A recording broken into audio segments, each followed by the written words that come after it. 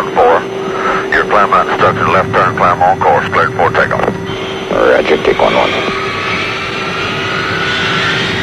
Clear, here's clear.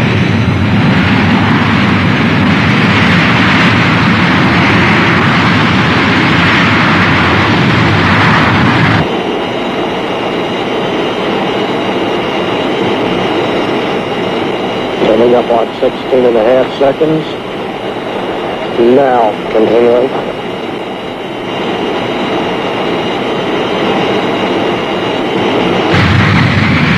Yeah, when I'm still ready. Ready. Now. Brace up hard here. Come up. 6 up, standing by flaps. Tower control supervision. Job control, Bay. Have a work order to radio.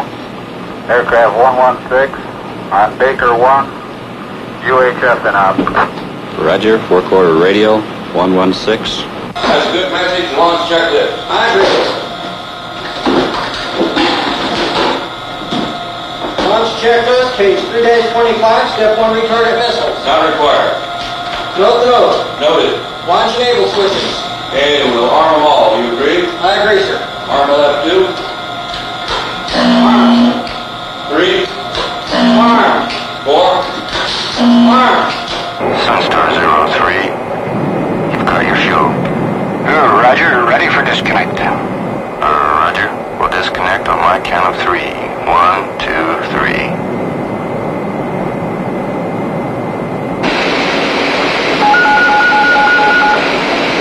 Skybirds, this is Dropkick with a maintenance test of all stations. There will not be an authentication with this maintenance test. All stations acknowledge at the count of 5. 1, 2, 3, 4, 5.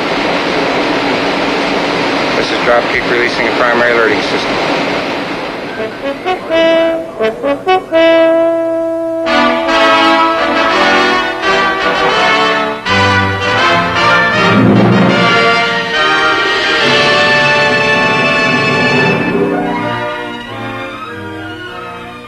We are in the command post of the Strategic Air Command at Offutt Air Force Base 10 miles south of Omaha, Nebraska.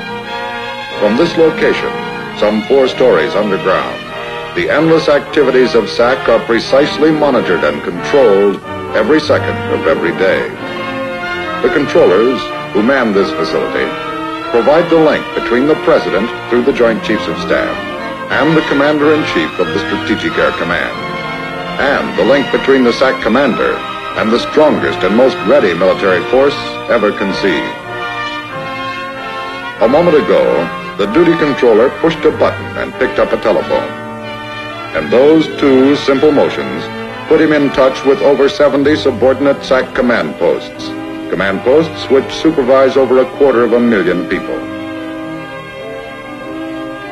The strength of SAC is its people.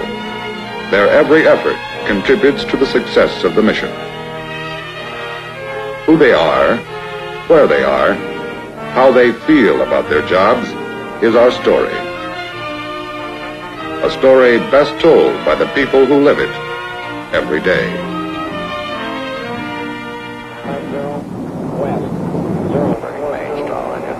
Pilot, this is Navigator. Coming up on EIP in 1 minute.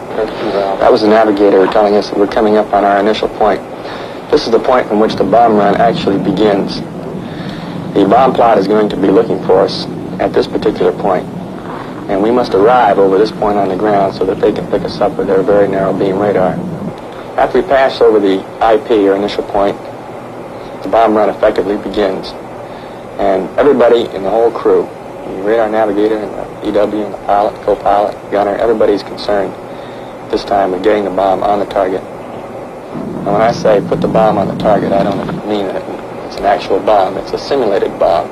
The Air Force, or SAC, stations these trains at about 3-month intervals at places around the country. Most of the places are isolated so that the targets would be difficult to find. And SAC sets up all their equipment to score the bombers as they come across this bomb plot. The bomb plot knows where we are, and when we release the weapon, plot us down on the ground with a big plotting board. For my crew, and for most of the crews in in our wing while we fly approximately 3 sorties a month. That's 3 missions a month that we fly. And on these missions, I'd say we have maybe 5 or 6 bomb runs. And this is not only my crew or the crews in this wing, but the crews in all the wings and the squadrons in SAC.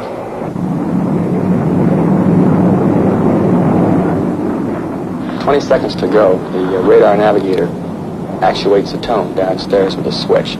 He turns his tone on, the bomb plot hears it, and they track us, their final track, on their big plotting board. Now, set him number 1, I get him. 25. No tone. Don't track it. Tone, simulate tone. You're right in the ear right now. Gotcha. HI's holding 5 left.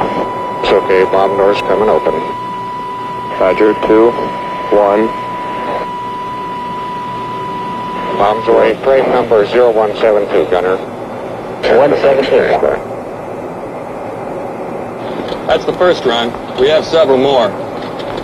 We won't know how well we did until bomb plot computes and calls back to us our coded scores. Like everything else of this nature, it requires a great deal of practice. Practice to keep ourselves at peak efficiency in order to carry out SAC's mission of deterrence. That's deterrence not only for a nuclear war, but to keep a limited war from escalating into a nuclear war.